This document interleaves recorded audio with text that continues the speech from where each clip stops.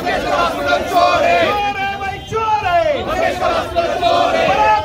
परत करा शासनाची जमीन परत करा, परत करा शासनाची जमीन परत करा, परत करा शासनाची जमीन परत करा। चोर है भाई, चोर है मंगेशकर हॉस्पिटल चोर है, चोर है भाई, चोर है मंगेशकर हॉस्पिटल चोर है। परत करा शासनाची जमीन परत करा, परत करा शासनाची जमीन परत करा, परत करा शासनाची जमीन परत करा। चोर है भाई, चोर है मंगेशकर हॉस्पिटल चोर है, चोर है भाई, चोर है मंगेशकर हॉस्पिटल चोर है।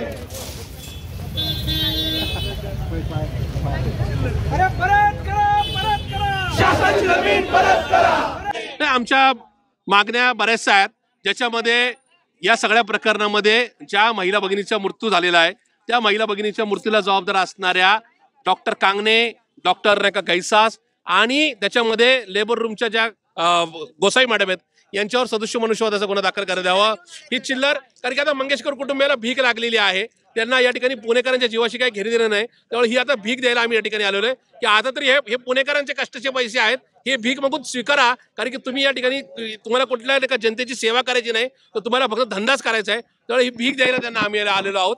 त्याचबरोबर म्हणून या ठिकाणी पुणे महानगरपालिकेने 27 कोटी रुपयाचा टॅक्स वसूल करण्याकरता या हॉस्पिटल लगेच सील लावावं। त्याचबरोबर पुणे पोलिसांनी गैसास असतील, गोसाई मॅडम असतील किंवा कांगणे मॅडम असतील यांच्यावर सदस्य मनुष्यवधाचा गुन्हा दाखल करण्यात यावा। आणि सगळ्यात महत्त्वाचं म्हणणं, हे हॉस्पिटल चॅरिटेबल एक हॉस्पिटल आहे, ह्या हॉस्पिटलला दिलेली जमीन ही पुणेकरांची, महाराष्ट्र शासनाची आहे।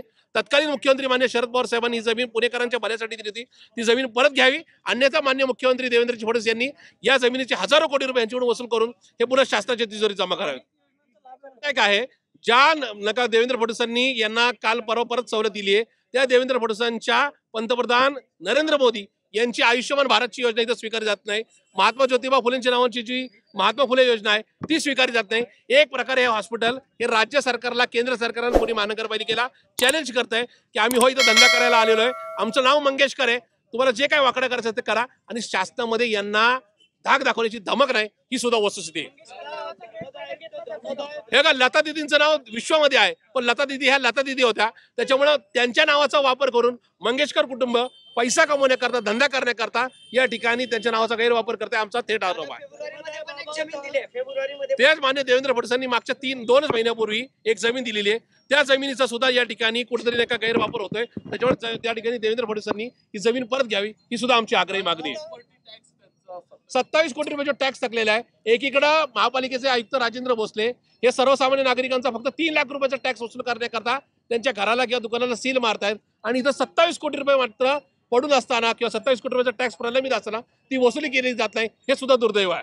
त्याच्यामुळं येणाऱ्या 7 दिवसात जर महापालिका आयुक्तांनी जर ही वसुली केली नाही, तर महापालिका आयुक्तांनाच आम्ही या ठिकाणी प्रतिवादी करून त्या ठिकाणी हायकोर्टात खेचू, हा महापालिकेला सुद्धा आमचा इशारा राहील। असं आहे की प्रत्येक हॉस्पिटलला 10% राखीव बेड हे ठेवावे लागतात, ज्याच्यामध्ये गोरगरीब पेशंट्स असतील किंवा कमी उत्पन्न गटातले असतील यांच्यासाठी ते बेड रिझर्व ठेवले जातात। त्याच्यामुळे येणाऱ्या 7 दिवसात शासनाने यांनी जो काय 34 कोटीचा निधी आहे ज्याच्यातून गोरगरिबांची सेवा केली जावी, त्या निधीचा कसा वापर झाला त्याचा एकदा तक्ता जाहीर करावा, आणि त्याचबरोबर जे 10% बेड हे सर्वसामान्य नागरिकांना दिले जातात त्याचा काय वापर झाला हे मागच्या 10-20 वर्षाचा ताळेबंद हा सुद्धा पुणेकरांसमोर जाहीर करायचा। ही चिल्लर आता हॉस्पिटलला भीक म्हणून देणार आहोत, कारण आता मंगेशकरांना पुणेकरांच्या आरोग्याशी काही घेणं देणं नाही, त्यांना भीकच हवी, तर सर्वसामान्य नागरिकांनी रस्त्यावरून जातात त्याची चिल्लर दिली ती आम्ही मंगेशकरांना सोपवणार आहोत।